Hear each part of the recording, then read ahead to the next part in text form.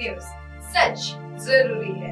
नमस्कार दर्शकों, आप देख रहे हैं MNS न्यूज टीवी और मैं हूं आपके साथ श्रद्धा तिवारी। तो आइए देखते हैं आज की खास खबर।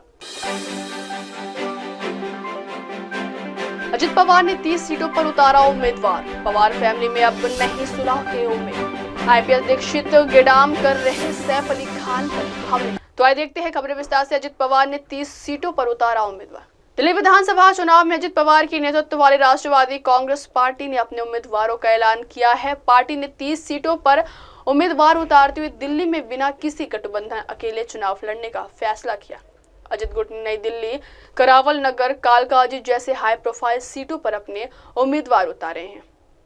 पार्टी ने नई दिल्ली सीट से विश्वनाथ अग्रवाल, कालकाजी से जमील और करावल नगर सीट से संजय मिश्रा को चुनावी मैदान में उतारा है।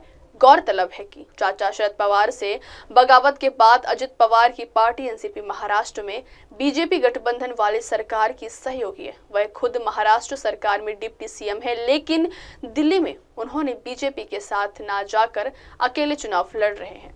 राजनीतिक जानकारों का मानना है कि अजित पवार दिल्ली के चुनावी रण में इसलिए अकेले लड़ रहे हैं ताकि उनकी पार्टी राष्ट्रीय राजधानी में अपनी उपस्थिति दर्ज करा सके। बता दें कि दिल्ली में सत्ताधारी आम आदमी पार्टी, बीजेपी और कांग्रेस मुख्य भूमिका है।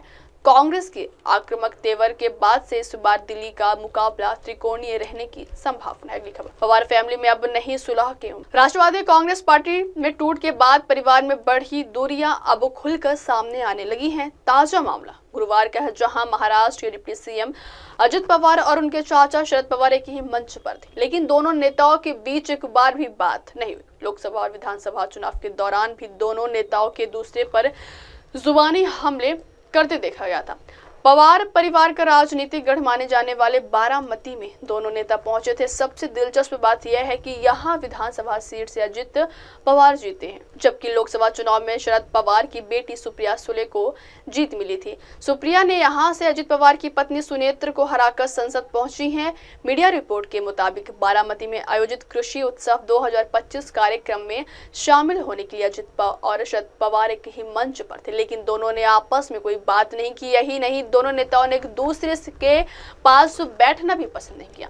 हालांकि सुले और राज्यसभा सांसद सुनेत्र भी कार्यक्रम में थी और पास ही बैठी थी, लेकिन दोनों ने ज्यादा बात नहीं की। परिवार के साथ राष्ट्रीय कांग्रेस में विभाजन के बाद अजित पवार कई मौके पर चाचा के साथ मंच साझा करने से बचते रहे। अगली खबर, IPS दीक्षित गिडाम कर रहे सैफ अली खान पर हमले। अभिनेता सैफ अली खान पर जानलेवा हमले की घटना के बाद बॉलीवुड इंडस्ट्री ही नहीं, समूचा देश स्तंभ। सभी ओर से अलग अलग प्रतिक्रियाएं सामने आ रही।